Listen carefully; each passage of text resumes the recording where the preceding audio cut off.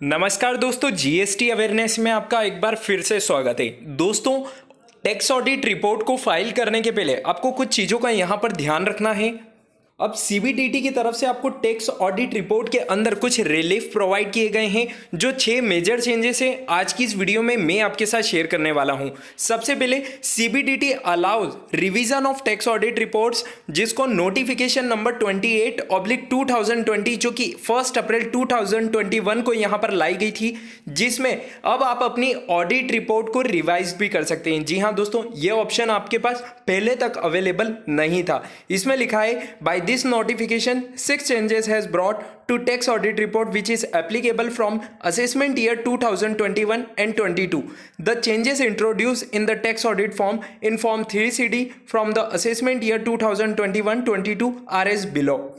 यानी कि tax audit report 3CD के अंदर जो 6 मेजर चेंजेस किए गए हैं वो आपको यहाँ पर नीचे डिस्क्राइब कर रखे हैं, उनमें चेंजेस किए गए हैं। तो चलिए एक एक चेंजेस को यहाँ पर समझते हुए चलते हैं। सबसे पहला चेंजेस जो किया गया है वो है revise tax audit report in certain cases. यानी कि ऐसा नहीं है कि आप किसी भी केस में अपनी टैक्स ऑडिट रिपोर्ट को रिवाइज कर सकते हैं, उसके लिए भी कुछ सर्टेन केसेस यहाँ पर सीबीडीटी ने यहाँ पर क्लेरिफाई करे हैं।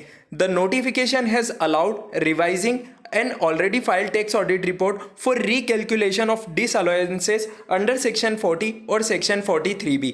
यहाँ पर मैं आपको बताना चाहता हूँ कि यदि आपने सेक्शन 43 और सेक्शन 40 और सेक्शन 43B के तहत कोई डिसअलाउंसेस हैं जो कि टैक्स ऑडिट रिपोर्ट के अंदर डिस्क्राइब नहीं करे हैं, और जब आप अपनी इनकम टैक्स की रिटर्न फाइल कर रहे हैं उसमें वो मिसमैच क्रिएट कर रहे हैं, तो उस केस में आप अपनी टैक्स ऑडिट रिपोर्ट को रिवाइज कर सकते हैं।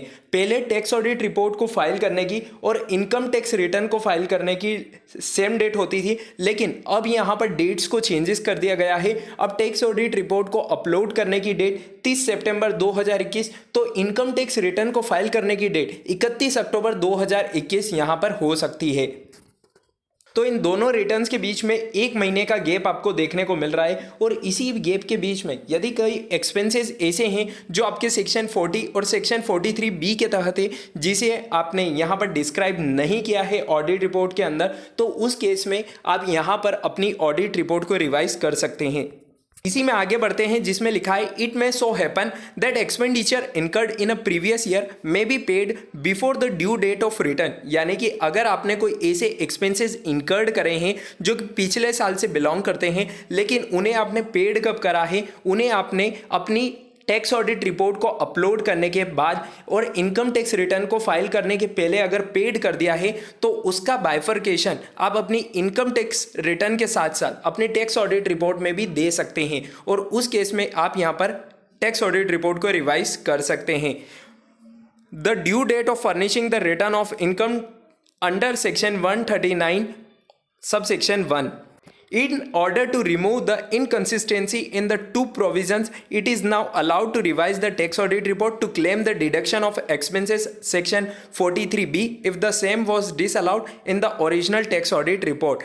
Necessary amendments in Rule 6G is also done। तो यहाँ पर सबसे बड़ा जो चेंजेस किया गया है वो तो टैक्स ऑडिट रिपोर्ट को यहाँ पर रिवाइज करने से रिलेटेड ही किया गया है, लेकिन इसके लिए भी कुछ टाइम यहाँ पर डिस्क्राइब किया गया है।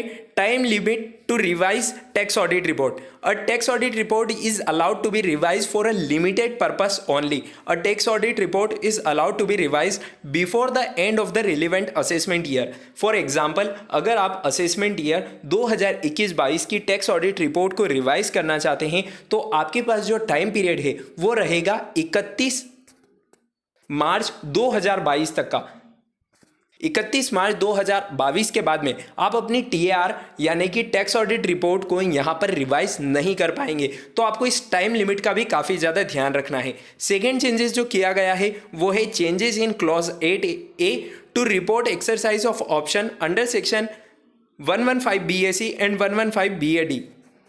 Finance Act 2020 has introduced two new concessional tax rate regime under Section 115 BSE for individuals and HUF and Section 115 BAD for corporate societies. The two provisions are applicable from assessment year 2021 and 22. जैसा कि आपको पता है कि अब आपके पास दो नई टैक्स स्लैब यहाँ पर देखने को है जिसके तहत आप अपनी इनकम टैक्स रिटर्न को फाइल कर सकते हैं। तो अब टैक्स ऑडिट रिपोर्ट्स को भी अमेंडमेंट करके दो नई टैक्स रिजिम वहाँ पर इंट्रोड्यूस कर दी गई है जिसके अंदर सेक्शन 115 BSE और सेक्शन 115 BAD को इंट्रोड्यूस कर दिया गया है। In order to incorporate the same in the tax audit report clause 8A for 3CD is changed to include these two sections, section 115 BSE and section 115 BAD also. Next जो changes किया गया है वो है amendment in clause 17 to report higher safe harbour rule of 20% between actual sale consideration and stamp duty value under section 43 CA and section 56 clause 2 sub section 10। तो यहाँ पर clause 17 को लेकर भी कुछ अमेंडमेंट किए गए हैं टैक्स ऑडिट रिपोर्ट के अंदर। यह हो गया तीसरा सबसे बड़ा चेंजेस। अब चलते हैं अगले चेंजेस की तरफ जिसमें है changes in clause 18 related to adjustment in WDV of assets. यहाँ पर क्लॉज 18 के अंदर जब आप अपने WDV को यहाँ पर असेट्स की WDV को यहाँ पर एडजस्ट करते हैं तो उसमें भी यहाँ पर किसी प्रकार के चेंजेस किए गए हैं जिसमें आप देख सकते हैं for exercising option under section 115 BSE and 115 BAD clause 18 CA was introduce in the form 3CD for the assessment year 2020 and 21 vide notification number 82/2020 to report the adjustment in WDV of the block of assets if lower tax regime under section 115 BAA is exercised by the assessee. And the other changes is omission of clause 36 related to DDT. The amendment from 3CD has been removed clause 36 from the reporting requirement from assessment year 2021-22 Finance Act 2020 has abolished the dividend distribution tax. यानी कि अब आपको यहाँ से यानी कि tax audit report के form में से जो यहाँ पर DDT का ऑप्शन था उसे एबोलिश कर दिया गया है।